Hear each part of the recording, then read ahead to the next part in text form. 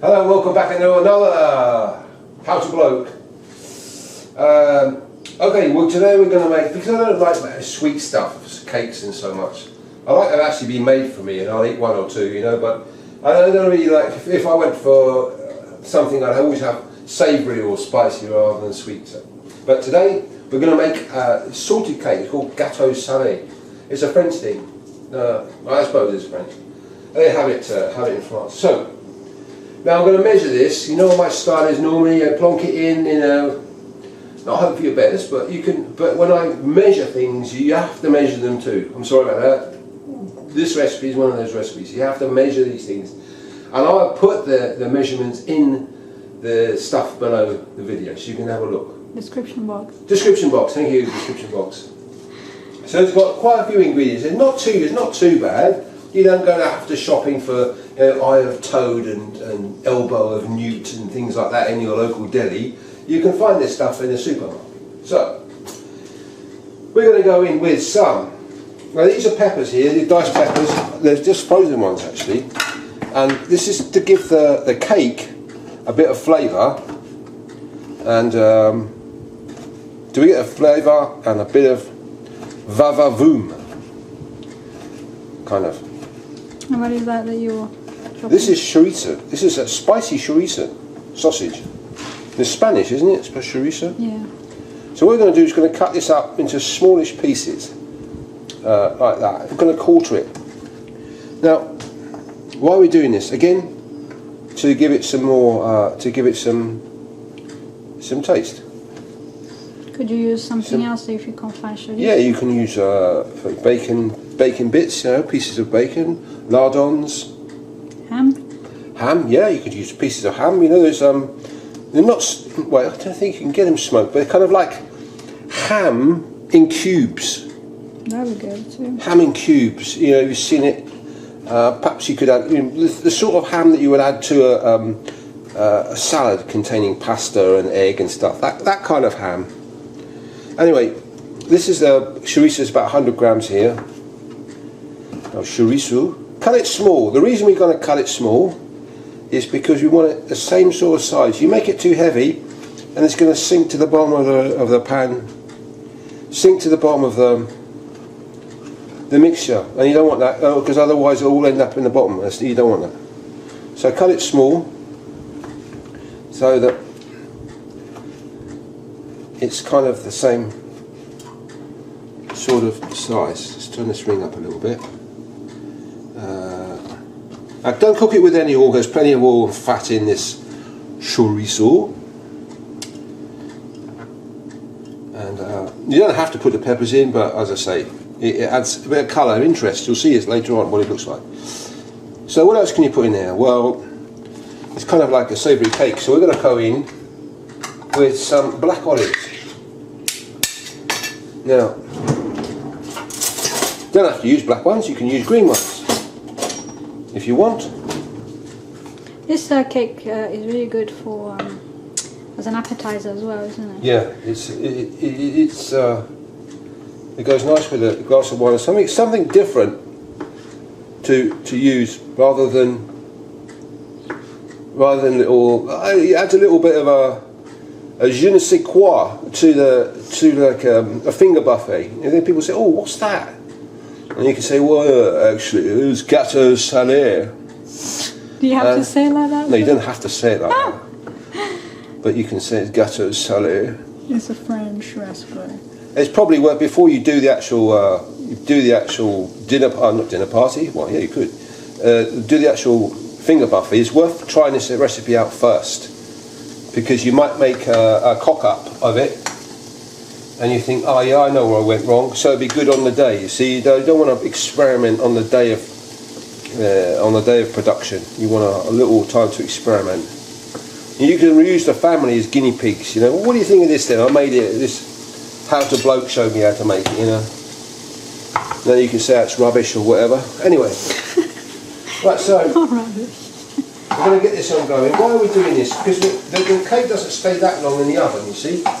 And I know you can eat green pepper raw, but you can't. Well, you can eat chorizo raw as well.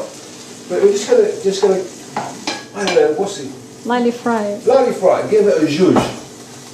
Right, whilst that's zhuzhing there, we're going to add some eggs in here. We're going to add some flour, maizena. So it's gluten free, isn't it?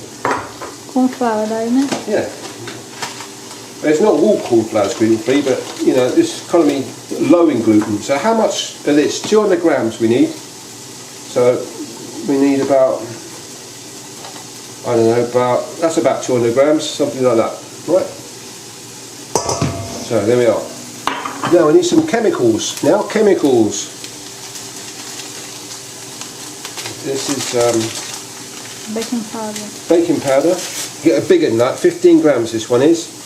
Get in there with that, all of that wallop. Okay. So get rid of that. We're going to need some eggs. And I'll tell you what we could put in. Herbs de Provence. Give it extra French je ne sais quoi. You can put it. Don't go too mad with these things. In fact, we're going to put them in here to cook them through. So we're just going to have a level teaspoon, right? Level, no more than that, right? These are woody herbs. They don't cook. Depending on what you're making, you can't put them in scrambled eggs, for example, because they're not going to cook through properly. Oh, it smells so good. So that takes on the. Well, that smells really good there. You could eat as is, isn't it? Really good. Right.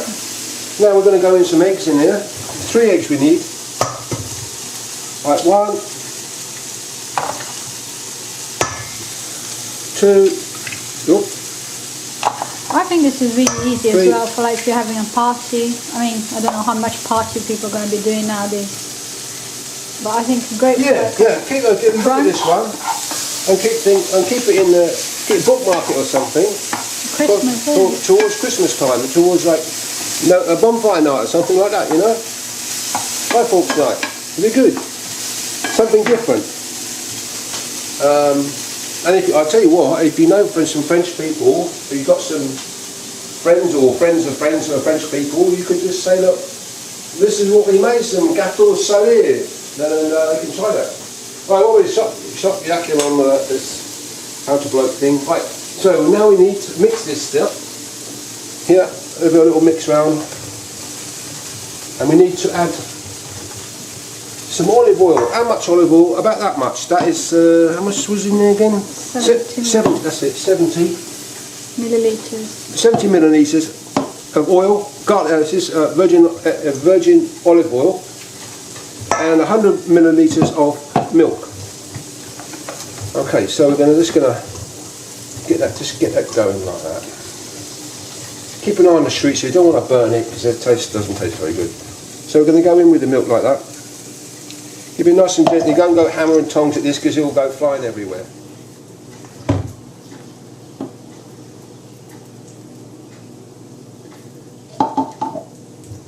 That's then go in some olive oil there, 70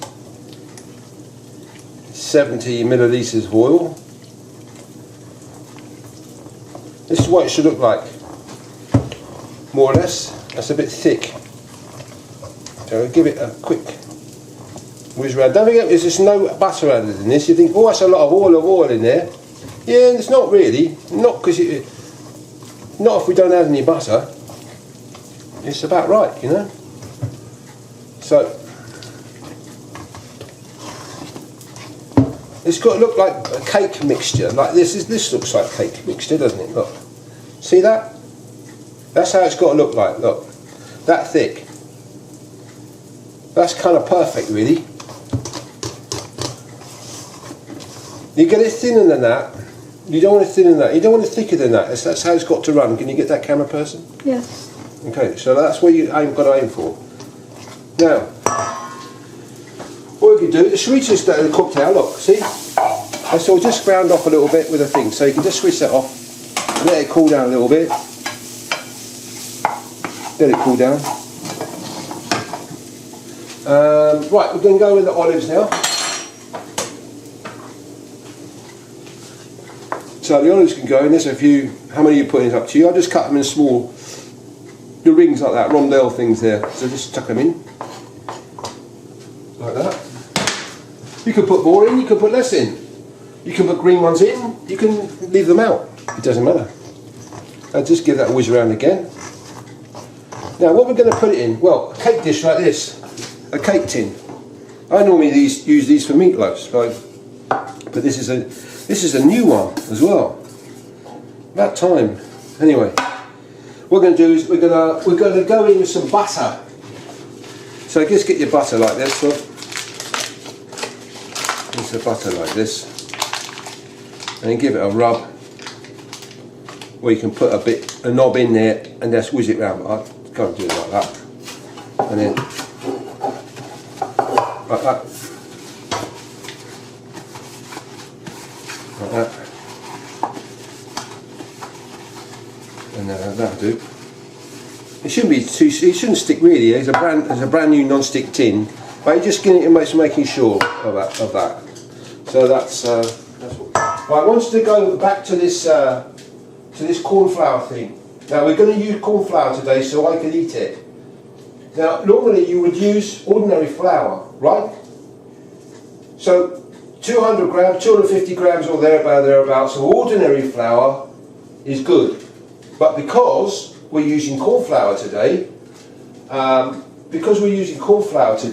we have to put in a bit more because it doesn't weigh the same by volume. So ordinary flour is heavier than corn flour, so you have to put a bit more, like a third more or something. But the objective is, if you're going to use corn flour, is that's what you want, like that consistency. Okay, that's what you want. So, right. So I thought I'd recap there because when we just turned the camera off just now, we thought it might be a bit confusing. So I'll just explain it there. So, right, this is the final ingredient. This is the chorizo and peppers that we've just lightly fried there. Again, no oil in this at all. You know, it's all enough as it is. And a little bit of herbs de Provence in there as well. So I'm just going to give that a whiz round again. That looks so pretty. So look at that.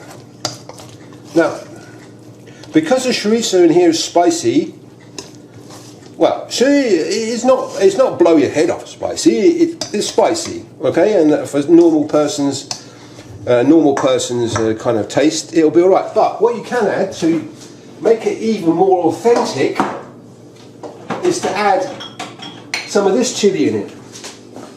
Look. Piment d'Espelette. Piment says that's kind of the regional accent. Piment Espelette, and that's kind of chili powder. That's expensive. This is expensive gear. Very expensive. Very expensive. But if you want to make it authentic, you put some of that in. Not too much, just a little bit. But the chorizo I've got here is enough. Otherwise, the children won't eat it. They'll just they say, "Oh no, it's too spicy." Right. So we got our cake tin, which I've buttered, and we're going to put this in here. Hopefully, it will all fit in. So here we go. As long as it's. You don't forget to add the olive oil as well, because you're not adding any butter, okay? Don't put any water in this. Milk, olive oil. I'm going to get I'll get a spoon and scrape that out. Right, now to cook this, you've got it in here, you don't need to add anything to this. It's going to be, get all the last noggins out here, because you don't want to waste any. They're expensive. Right. So, that's good. I've been told not to damage the brand new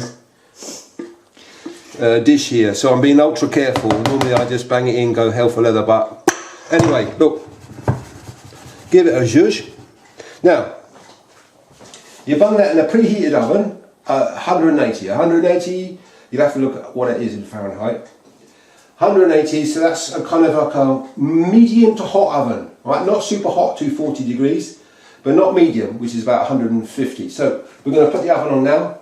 We're going to preheat it to about 180, and we're going to bung it in for, preheat it for 10 minutes, and then bung it in for 40 minutes or thereabouts, or if it's not done after 40, add a few more minutes, and we'll come back and have a look, see what it looks like. So look, there it is.